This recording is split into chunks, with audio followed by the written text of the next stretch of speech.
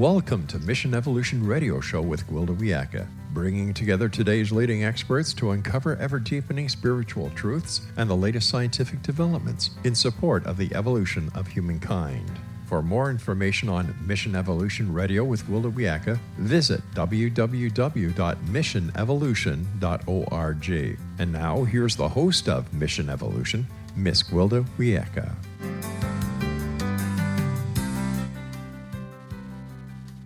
It's all too simple to passively watch the world's problems and ask why they aren't fixing things. But who is they? Maybe you are the very one you seek. Mission Evolution Radio Show is coming to you around the world on the X-Zone Broadcast Network, xzbn.net. With us this hour to discuss being the one that makes the difference is Dr. Lance Secretan. Lance is a spiritual thought leader and authority on creating inspiring lives and organizations whose best-selling books, inspiring talks, and life-changing retreats have touched the hearts and minds of hundreds of thousands of people worldwide. He's the author of 24 books about inspiration, corporate culture, and leadership, as well as a personal memoir. A former CEO of Fortune 100 company, founder, university professor, award-winning columnist, author, and outdoor athlete. He has received numerous teaching, writing, and humanitarian awards, including the International Craig Award. He's the former chairman of the Pay It Forward Foundation. His website, lancesecretan.com. Lance, thank you so much for joining us on Mission Evolution. Good to be here, Gwilda. Thanks for inviting me. Oh, it's always a pleasure to work with you. Dr. Secretan, what is your degree in? I have two postgraduate degrees in international relations. I spent time interviewing the top 40 opinion formers in Israel and Egypt, and including the prime ministers of both countries and their leaders, and wrote a thesis about how we could achieve peace, which, as you can see, was not very effective. Aren't we having fun now? We certainly need your education in these days, don't we? For sure. But, the interesting thing about that research was that the ideological reasons for fighting were not the reasons that they claimed. The reasons they claimed were the recent insult. So when somebody blew up a bus in Haifa, that caused revenge. And so it's a tit for tat, backwards and forwards, aggressive thing. It's not ideological. It's not about a nation state. It's not about boundaries and so on in the end. In the end, it isn't. So how did you become interested in inspiration? Well, there's a long story here, but if you follow the history of management thinking, it started with managing and learning how to manage way back like 100 years ago. And managing comes with another piece called motivation, which is, and underneath that is fear. So motivation is basically a very primitive system of punishment or reward, which fundamentally is how everything runs. That's how politics run, marketing, advertising, corporations, even healthcare runs on that basis. So think about COVID, for example. But what we actually need, and this just wears us out, what we need is inspiration, which isn't fueled by fear, it's fueled by love. And that we've forgotten. When we are in love with something, like when we are in love with a rose, it inspires us. Therefore, we want to smell it. It's the same thing with relationships. We fall in love with people that we're inspired by, and we work for companies that inspire us, and so on. So when we love something, it inspires us, and that's what creates passion and remarkable results. It's amazing how disconnected many of us have become from love. I mean, even when we say, I love you in a relationship, it's, I love you, therefore you will do this and this and this and this and this. Just the simple act of connecting on a love level seems to have gone by the wayside. Why is that, and what can we do about it? Well, we're in a pretty dark place, I think, at the moment. We have to dig our way out. And I think a great example, which a lot of people don't really appreciate, is the big return to office movement that's happening right now amongst corporate leaders, including Donald Trump, who is requiring all federal workers to return to the office. But frankly, this is a very clever way to reduce headcount. And that's the main agenda going on here. It's not about returning to the office, and all the arguments you hear about more creativity and all that stuff is baloney. It's not true. The research doesn't support that. But if I mandate that you come back to the office and you refuse, I'll fire you. And that's a good way. You haven't any recourse. So we're going to see tens of thousands of people lose their jobs over the next few months because companies are requiring them to come back to the office. Now, I tell you all that because how do you love people who do that? That's hard. And so we're in this place where corporate leaders are not behaving in a way that attracts love from the people that work for them. Love or respect or trust, even. Correct. So, how important is trust in inspiration? Well, trust is, it's interesting you say that. I just was on a call this morning with a group of people who pointed out that trust is essential for inspiration.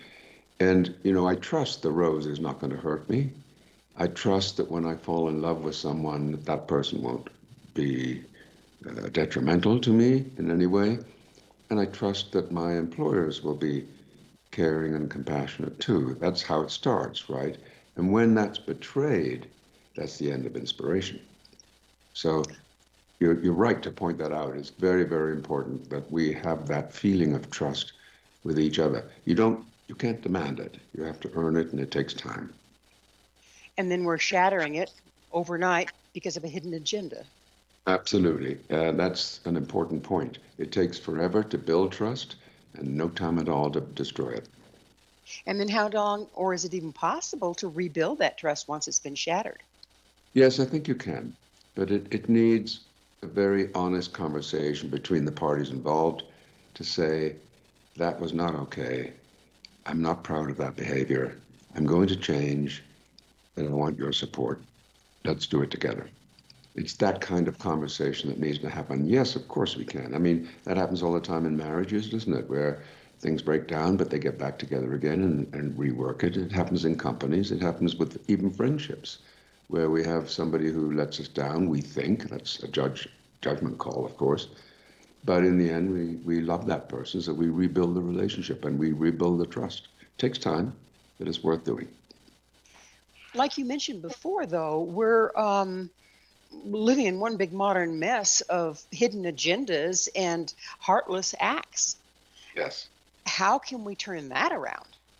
Well, I wonder if we can at the moment. I think that where we're at is, my advice to people is take care of yourself, create your own bubble.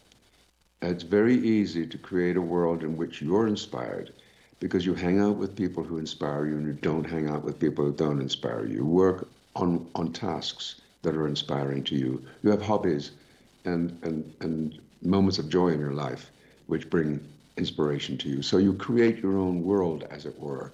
Yes, of course, the world could be ugly, can be disappointing. That's the way life is. But I think we can still live independently. You know how it goes. There are lots of people in countries, for example, that are totally impoverished and that have so much less than we do, and yet they're happy. And so, we have much to learn from that. The chance of our choosing to be happy as opposed to being a victim of the environment around us is an important distinction that we're smart enough to do. We're all bombarded, certainly in this culture, with media and pictures of what happy is supposed to look like, and pictures of what everybody else has that maybe we don't, and it goes on and on and on. To the point that we watch TV before we go to bed. It's just always there with us. I think within that we've lost our personal inspiration. We don't even recognize we don't have it at this point. Yeah, Go ahead. I think that's changing. I think that's changing. I see signs, and I'm sure you do too, in our advertisements, for example. A lot of people in commercials and so on are not the ideal shape or form. We're choosing a lot of diversity in terms of ethnic background, skin color, and so on in our commercials and what have you, but also people who are obviously overweight and not athletic or don't have a six-pack and all that. So we're beginning to learn, I think, to accept people. I love the concept the Japanese have. It's called wabi-sabi, which is their way of looking at the imperfection of beauty, seeing the beauty in imperfections. You know, when you look at a rock, it's not beautiful unless you see the imperfections of it and realize it is beautiful. Do you know what I mean? Or you can look at someone who's elderly and craggy in their face, lots of lines and so on, but they are beautiful. It seems like it's our what we've been trained to see as beauty, or what we've been trained to see as worth our while, seems to be leading more than our personal inspiration. How does our personal inspiration differ from that? Well, we've been taught, I think I'd put it another way, we've been taught to honor the exterior rather than the interior. You know, you can see a beautiful person who may be ugly on the outside, but beautiful on the inside. And that's so common, isn't it? I mean, you perhaps have had a little ugly mutt that you picked up from the animal shelter. An ugly little thing, but so loving and so beautiful. So I think what we need to learn is to search for the inside. What is the beauty inside? That's how we change. That's how we become more inspired. And we just let go of our attachment to the superficiality of what you're wearing or what makeup you have on or what your hairdo looks like or how much you weigh. These are irrelevant things in the end. Certainly on our deathbeds, we won't even be thinking about these things. What do you suppose we are so tied up in what things look like from the outside? Yes. What does that do to our personal, we're judging others, but what does it do to our personal self-esteem and our personal trust and our ability to bring something worthwhile forward? You know, I love, Gwilda, to think about the concept of letting go. I think it's such an important idea that we don't understand. And let me explain it to you this way. People talk about stress a lot. And I believe that stress is a myth. Because what actually is happening is that we are reacting to a given situation. And if I give you an example, we're driving down the road, we filter onto the highway from the service road, and somebody cuts us off. Well, we have a choice now. We can yell and scream at that person, make sure they know how stupid we think they are, and so on. And we can ventilate. Our heart rate will go up, our cortisol and adrenaline starts pumping, and we say we're stressed. That's a choice. The other choice is to just wave at the driver and wish him a happy day and be grateful for your life and drive on. That's a choice. Then you're not stressed. So to answer your question, how does other people's appearance make me feel? If I let go of it, it doesn't matter at all. It's really about how I feel. Now, let me add one more point here. We have two selves. We have what I call the essential self and the social self.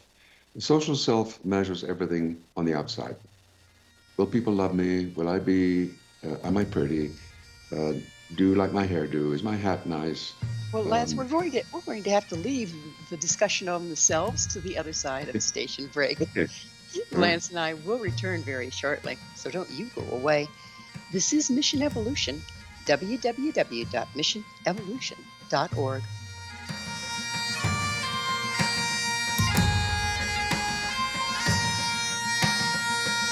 One people, one nation.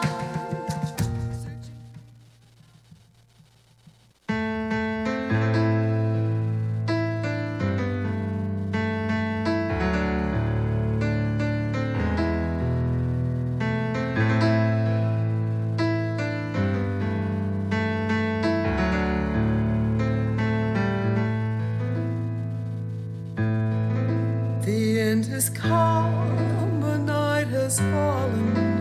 I have reached the end of days. Another day, another 50 cents. With us this hour discussing inspiration is Dr. Lance Secretan. Lance is the author of Reawakening the Human Spirit, Finding the Spark, the Flame, and the Torch Within. Lance, we were talking about the interior selves. Would you please continue with that? Yes. So the essential self and the social self are the two. The social self measures everything externally, and the calibration is about success.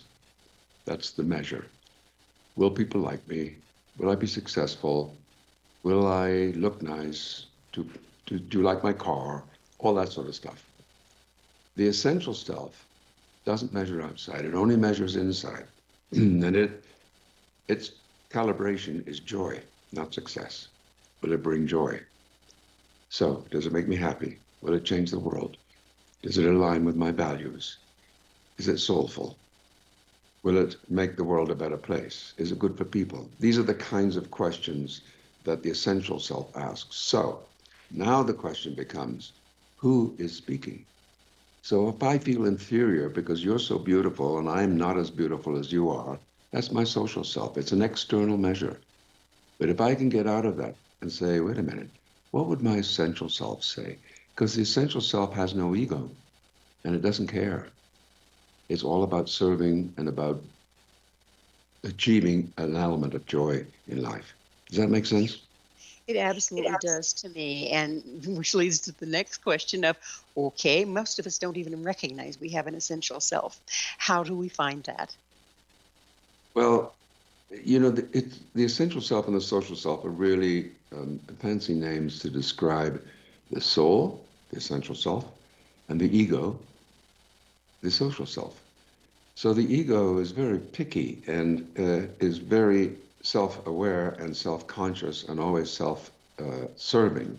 So the social self is always about that. You can ask the question, what would my soul say now?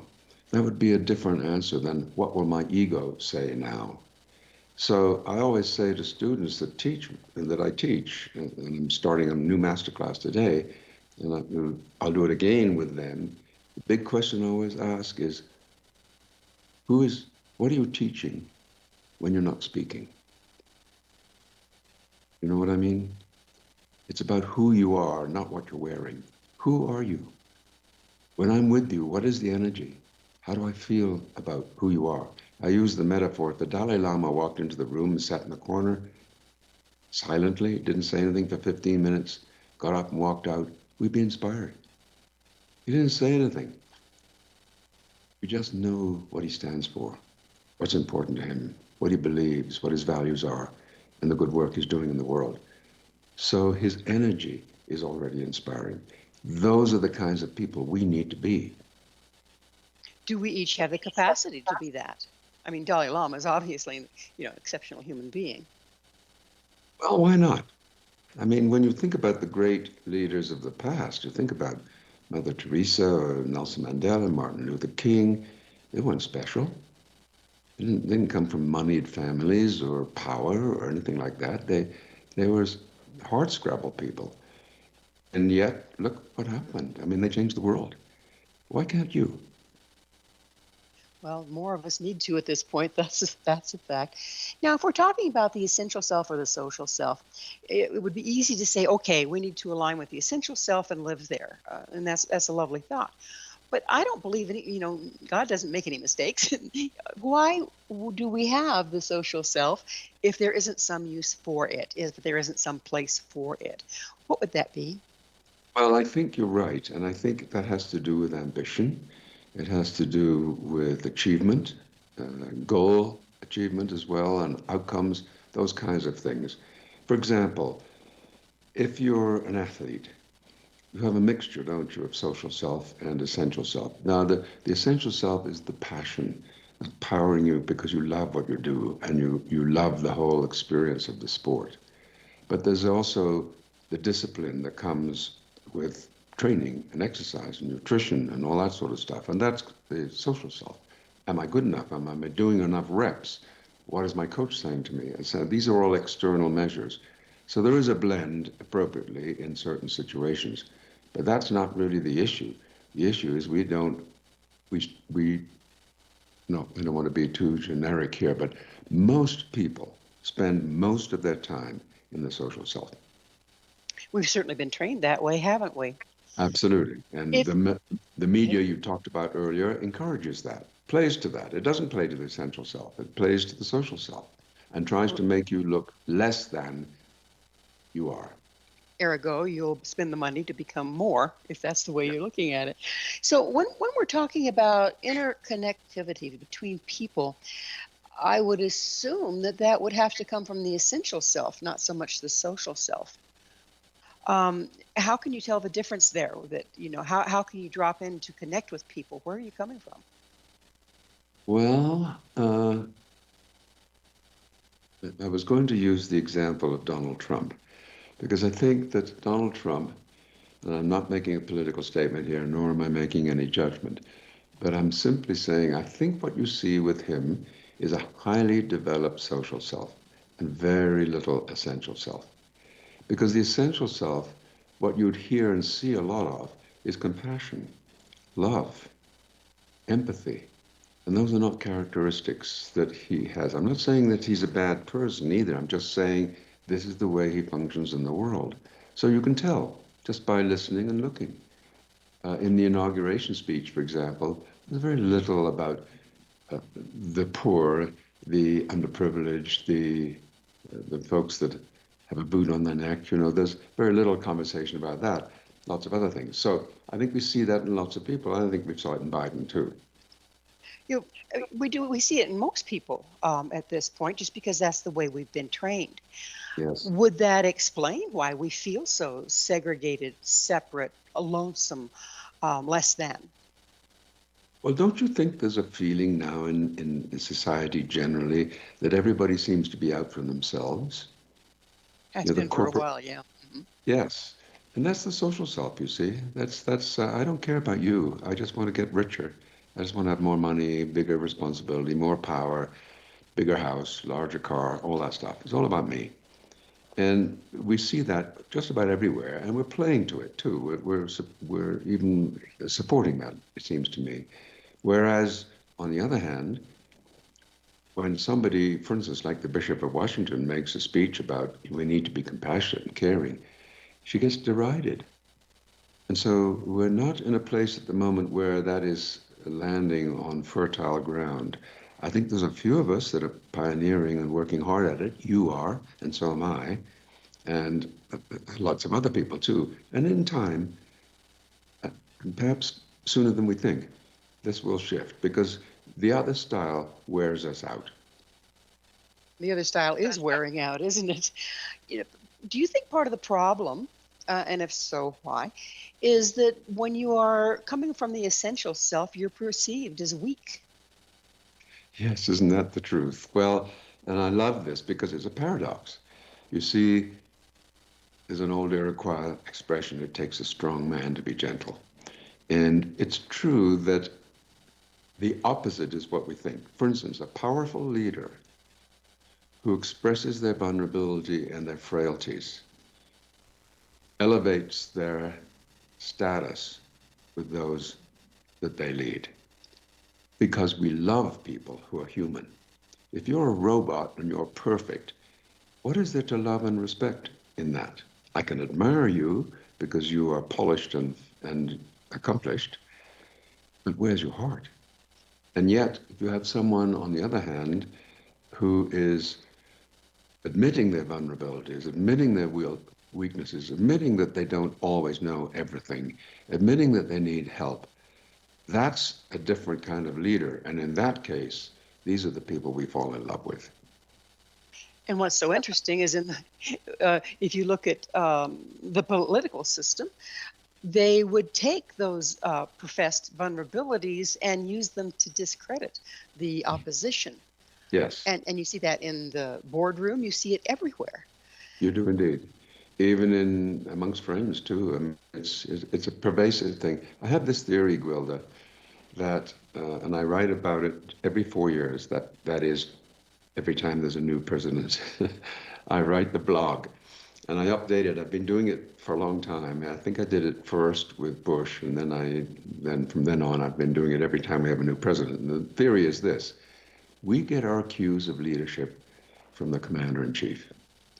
If you go back and think about the different leaders, let's say starting from Eisenhower's time in the U.S., the different style of say, Eisenhower with a Reagan or with a Clinton, with an Obama, with a bush, both bushes, you can tell the difference, can't you, of the energy. And I think you would have seen in our societies a change in leadership style based on that. So you notice what's happened now with the new leadership style. Look what happened to the tech companies. They're all running around like chickens with their heads off, reinventing their policies and running down to Florida to kiss the ring of the president. We're seeing a realignment of the style of leadership that we're going to see over the next few years. And that happens every time we get a new commander-in-chief. So we can't just blame each other. There are signals outside that we take cues from. And part of that comes, I think, from the President of the United States. Well, if we're in our social self, like you described it, we're very vulnerable to being led around by the nose like that, aren't we? Well, indeed, and what we will know is that, well, this nice cushy stuff that we've been doing, what others would call fluffy and abstract and so on, soft, they're not in vogue just now. So the social self will say, I need to conform to the outside. I need to align myself with what's current now outside, and therefore I will change my behavior. And so we are realigning ourselves. Now, if we say, on the other hand, but in the long term, that's counterproductive. Now you just turned on your essential self voice. That's a different voice. And it's giving you some different ideas and answers. So it's useful to sit down at any time and say to yourself, when you do something or when you make a decision or when you're about to engage with someone, who is speaking? Is it my essential self now that's speaking or my social self? Before I say or do something. It takes a lot of courage to come from the essential self, it sounds like. Well, that's another part of the work we do, which is something we call the Castle Principles. The Castle Principles are an acronym for courage, authenticity, service, truthfulness, love, and effectiveness. And the first of these is courage, as you point out. You can't say sorry unless you have courage. It takes courage to say, I need help. I don't know. I was wrong. Will you forgive me? It takes courage to say, I love you. You talked earlier about the fact that we don't seem to say that much anymore. That's because we don't have the courage, because we think it might make us look flaky or from California or something, And so we have this judgment around us that we can't do certain things. That's the social self speaking again. And so every now and again, when we have those thoughts, we should say, wait a minute, who is that that's speaking? It's the time again for another station break. Lance and I will be right back to continue our discussion. You stay right there. This is Mission Evolution, missionevolution.org. One people, one nation, to heal this earth of ours. Our gracious.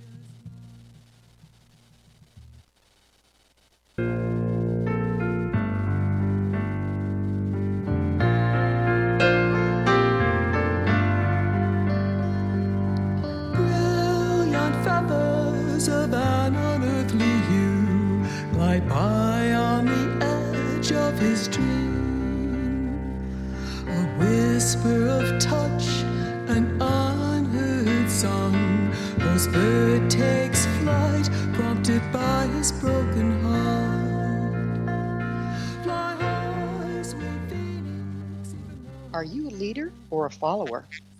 If you're a follower, who are you following? This is Mission Evolution, missionevolution.org. With us discussing leadership is Lance Secretan. His website, secretan.com. Lance, in the last episode, you were talking about how the leadership of a country dictates the behavior of other people. They use it as an example. What do you have to say to people that are, more followers rather than leaders? I mean, we're all different. How can we be more cognizant of who we're following and why, and making different choices?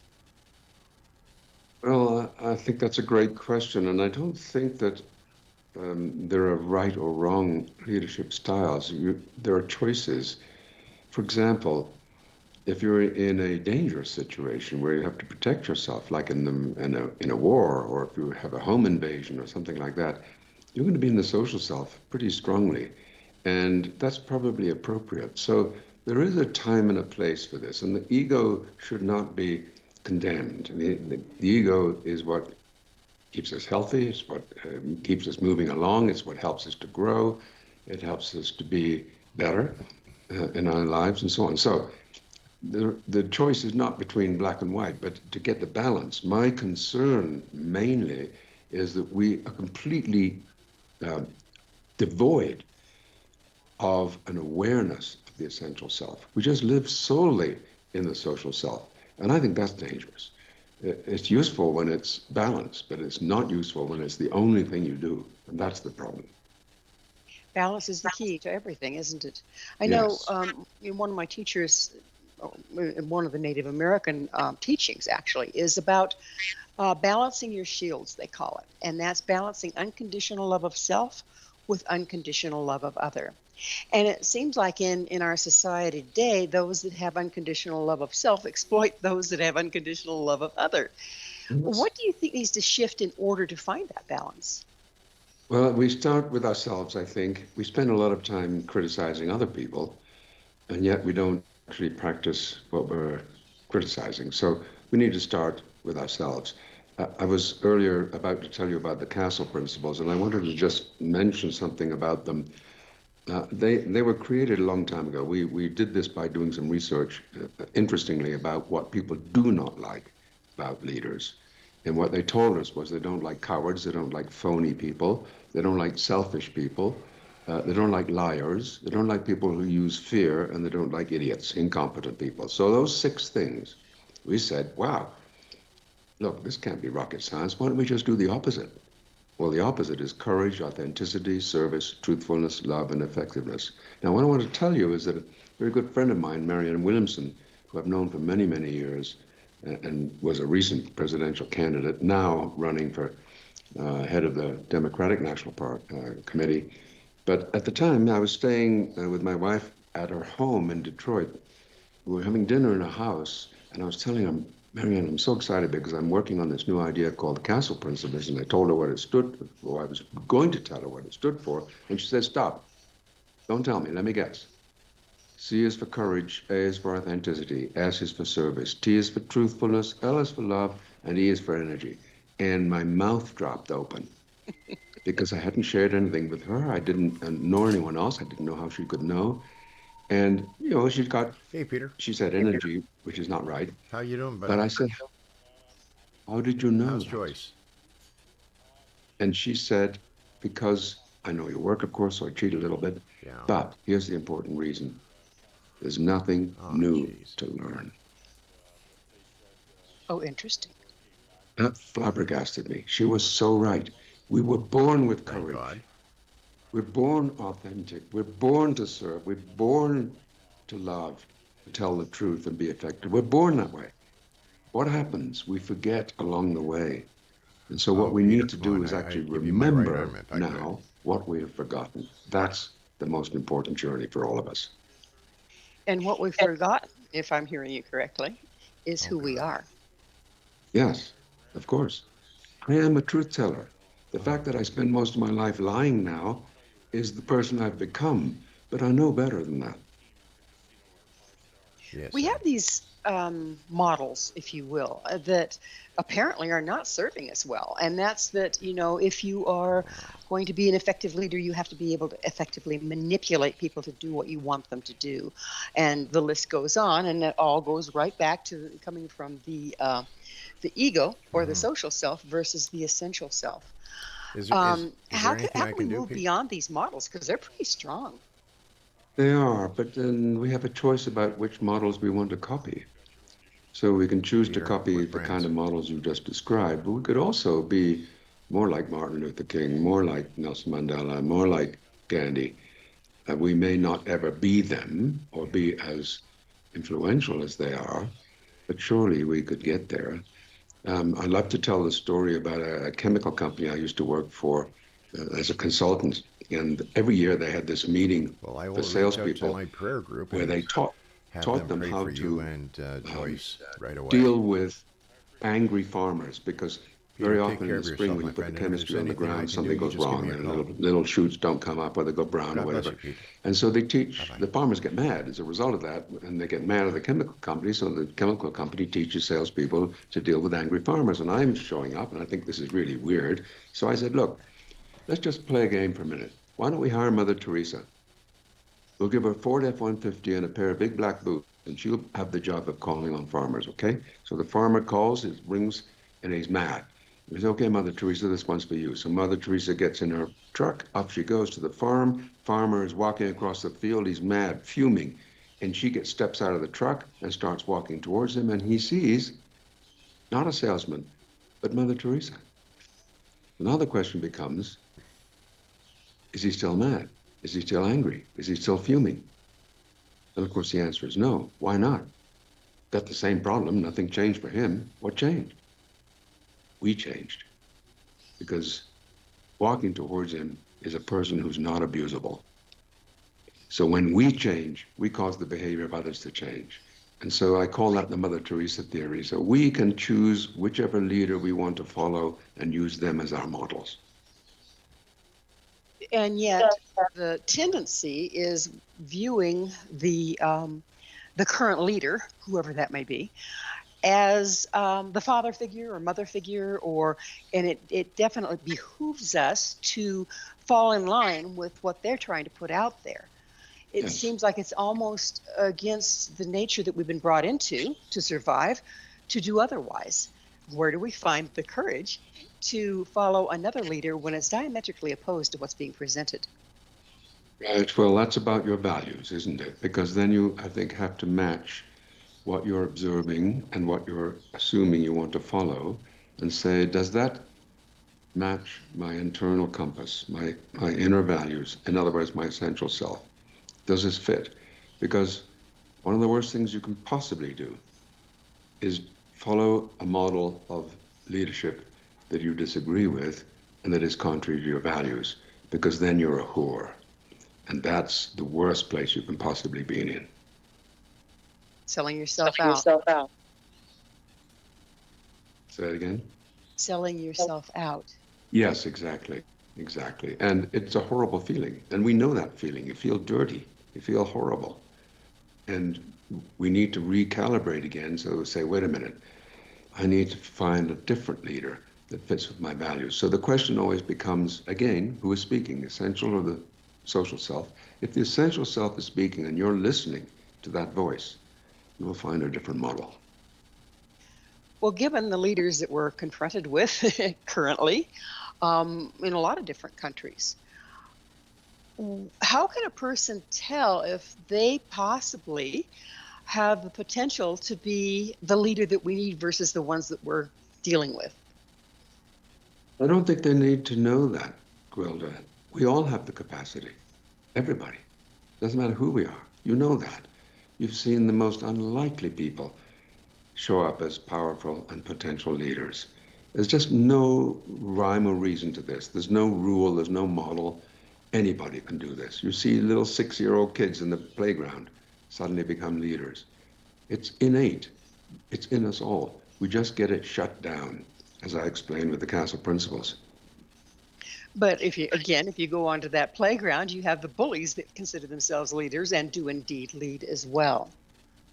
True. How do you, And yeah. we've all been in that situation, and as I have, and I'm sure you have. And you know what it is about a bully. A bully gets that satisfaction from your reaction. If you don't react, there's no fun for the bully. So the answer is don't react. We need to learn that en masse and very quickly, don't we? Yeah. Yeah. You can push my buttons and I'll get angry, and you will love that because that's what you were after. Because it makes But you I'm feel not, powerful, yeah? yeah, but I'm not going to give you that satisfaction. Unfortunately, when we're dealing with a bunch of leaders that are coming from that place, it's a formula for war, isn't it? Because they're wanting the maximum reaction. Yes and no. I mean, there personally, and you know, I did my PhD about Israel and the conflicts in the Middle East, so I'm somewhat familiar with those things and have studied that subject. I don't think the war in Ukraine and Russia was necessary. I think we could have talked that one out. In Canada, we had something called the trucker strike. You may have heard of that. Oh, absolutely, I did. Yes. And the truckers wanted the Prime Minister to speak to them. And the Prime Minister refused. He never talked to them at all. And so they got angry. And so they started misbehaving. You can see how this unfolded. It was very simple. The Prime Minister didn't need to agree to what they were doing. He didn't need to compromise or anything. He just needed to be present. He just needed to show a little diplomacy. If he had done that, the whole thing would have just quieted down and gone away. So there are times when connecting with people, just doing that, we don't have to agree with them. We just need to be present with them. That's inspiring for people. And they'll walk away. Years and years ago, by the way, when I was running Manpower, some of my employees were kidnapped. And I had to negotiate their release. So I was with the IRA in Northern Ireland, negotiating with terrorists, trying to get my 13 employees released. And they wanted money, of course. And we spent 3 days doing this, talking. And I'm wondering if I'm going to live or if I'm going to get my employees out of there or what's going to happen. But I was genuinely interested in them. And because I was interested in their story and why they were angry and why they were doing what they started to engage with me. And in the end, my employees were released, and so was I. The power of bearing witness. Just being empathetic, listening. I could have got angry and mad and frightened and all that. And I was frightened inside. But by showing some interest, engaging with them, listening, being empathetic, compassionate, it worked. Fantastic story. Well, it's time for us to take another station break. Please stay with us as Lance and I continue to explore life purpose and leadership. This is Mission Evolution, www.missionevolution.org. Searching for the light. One people, one nation, coming from the stars. One people, one nation, to heal this earth of ours.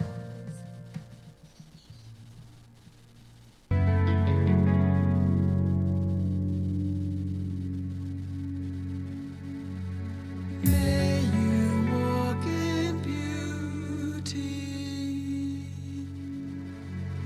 May you walk in beauty. May you walk in beauty. May you walk in beauty. No one lives forever. What will you leave behind? This is Mission Evolution, missionevolution.org. We're continuing our discussion with Lance Secretan. His website, secretan.com. Lance, let's talk a little bit about legacy. When we're coming from the social self, we tend to acquire things and hoard things and collect things. And like my grandmother said, shrouds don't have pockets. So when we're contemplating what is our legacy going to be, how best to do that? How best to get clarity on that? Well, that's what I call the torch. So my underlying idea, the theory, overarching theory really, is the spark, the flame, and the torch, which is the subtitle of the book you mentioned. And the spark is about filling up our own tank first, so that we're full of inspiration. Then we're in a position to inspire others, which is the flame. That's the castle principle. That's how we do that. The torch is how we inspire the world. Now, how do we do that? The legacy part that you're talking about? Mm-hmm. Well, mostly well, there's lots of ways, of course, but one of the most important ways that people like you and I do this is by teaching, coaching, leading, mentoring, and empowering other people. The more we do that, the more missionaries we create in the world, and therefore the better the world becomes. So the whole idea here is for us to be looking at people and saying, how can I help people to grow? Because if people grow, a bunch of grown people who are growing becomes a community, a bunch of communities that are growing become a nation, and so on. So we can build that one at a time that way. that is about making sure that each of us is growing and we are helping each other, supporting each other growing. So you're saying that legacy really needs to be other people versus things. Correct. Correct. I don't want to be known for the things that I did. I want to be known for the growth of all the people that I've connected with or contacted or helped. It's they're the future, not me. I'm dead now.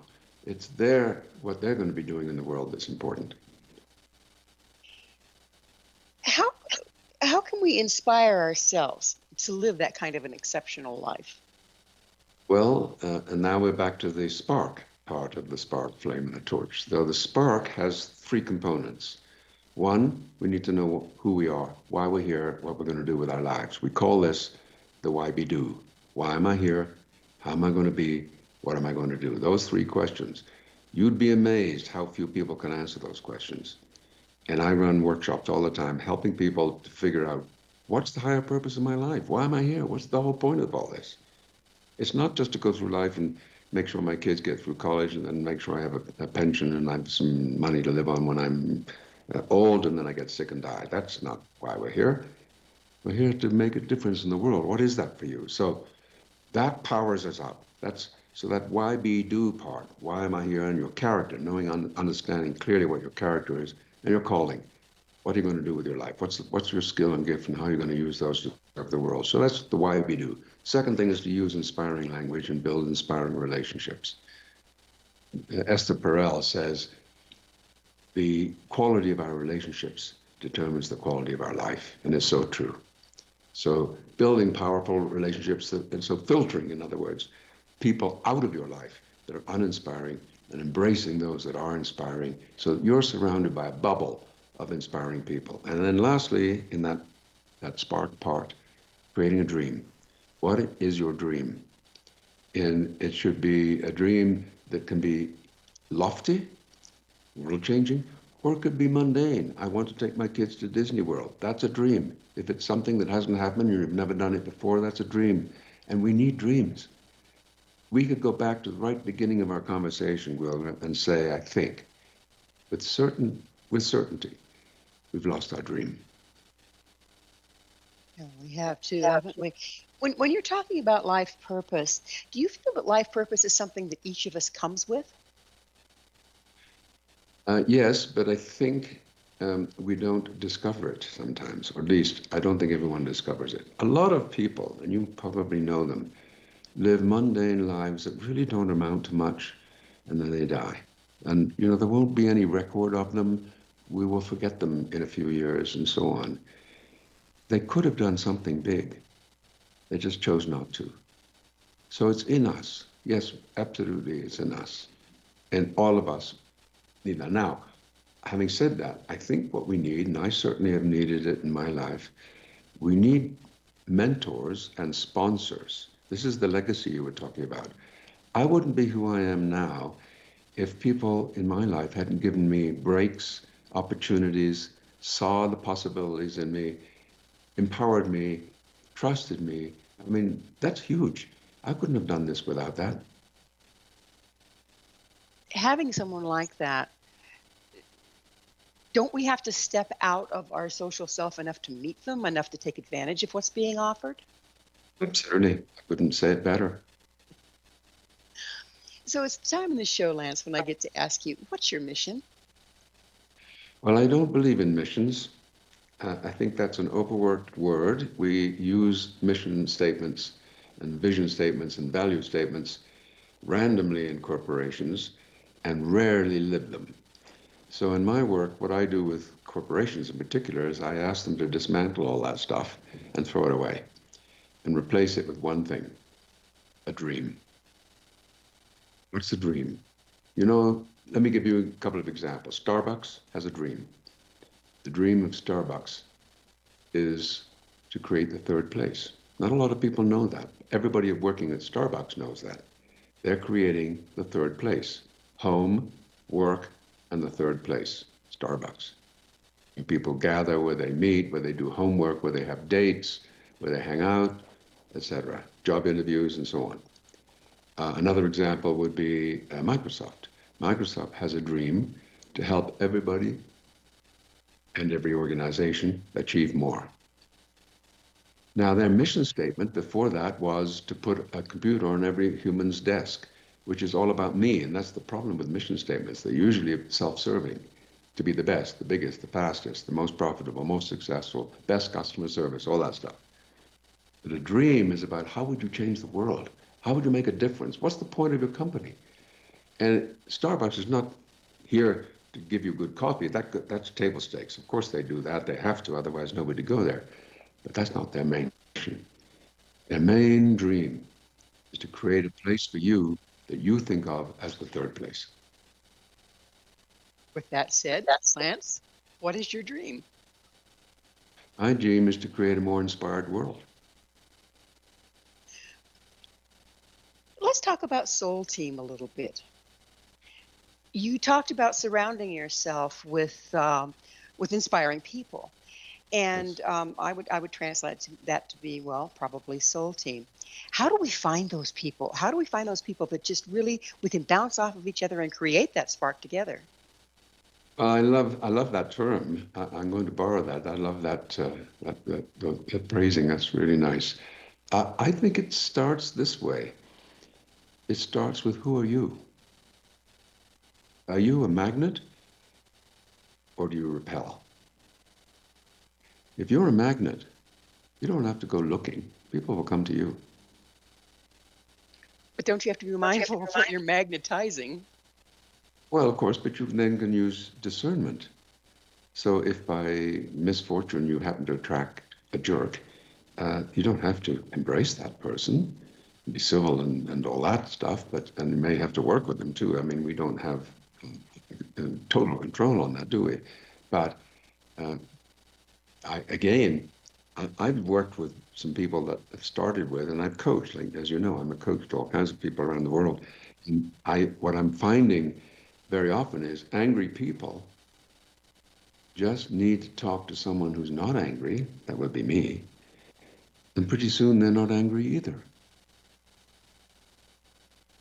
That level of anger, doesn't that come from feeling like you're not heard, feeling like you're disregarded, feeling powerless?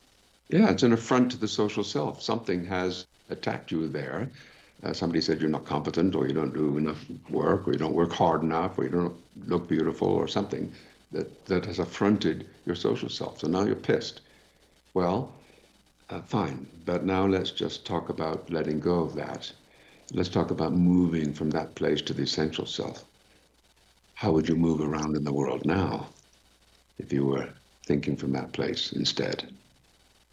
It'd be much more fluid, wouldn't it? Yes, We've and been benevolent. talking. Go ahead. Go ahead, Lance. No, I just said and benevolent. Oh, I'm sorry. I was rattling so loud I didn't hear you. Um, do you think that there's a time, we were talking about leadership. Do you think there's coming a time, or maybe it's here, when we don't need leadership, we're our own leaders? You mean we don't revere our own leaders? No, that we don't, leadership isn't such a big deal because each person is self-actuated. Each person is their own leader. Well, I think you're right, but I think you're right for a different reason. Um, as I said earlier, we have moved academically, if I can put it that way, or professionally, through several theories, iterations over the last, say, 100 years, from management to leadership and so on. I think where we're at now, my take on this at least, is the leadership that we've been teaching and practicing is obsolete. We're still teaching it, by the way, but you tell me where you can find great leadership as an example. Is it in politics? Is it in corporate America, academia, healthcare, police, Roman Catholic Church? Where is it? For me, leadership seems to be broken in just about all those places. So more of this is not productive because we are where we are. What we actually need is not leadership, it's inspiration. I'll do anything for you if I'm inspired. And the courage to follow that inspiration. Well, yes, but I don't need you to lay on your new fancy leadership model. Thank you very much. I'm a big boy now. I don't need this. And, all of us have read this, been to the workshop, seen the seminar, all that. read the books, got the T-shirt. It's history. Don't try and do that. And it hasn't been working for a Inspiring. long time, right? No, absolutely not. It's broken, badly broken in lots of places. Our educational system's a mess because we don't have leadership. Our healthcare system's broken because we don't have leadership. Our government's broken because we don't have leadership there either, nor our corporations. It's terrible. But just imagine what would happen in those places if people were inspired. Well, it's been inspiring talking with you, as it always is, Lance, but unfortunately, we are out of time. Thank you so very much for bringing your wisdom to the program. Great to be with you. Thank you again for inviting me. I'm delighted to be here. Unfortunately, we are out of time, so we're going to have to let go of Lance and move on to being our own leaders. Our guest this hour has been Lance Secretan. Lance is the author of 24 books, including Reawakening the Human Spirit, Finding the Spark, the Flame, and the Torch Within. To find out more about Lance, where you can find his books and all he has to offer, visit his website, secretan.com. This has been Mission Evolution with Gwilda Wiyaka. For more information or to enjoy past archived episodes, visit missionevolution.org. But please be sure to join us right here next time. This mission will continue, bringing information, resources, and support to our rapidly evolving world. To heal this earth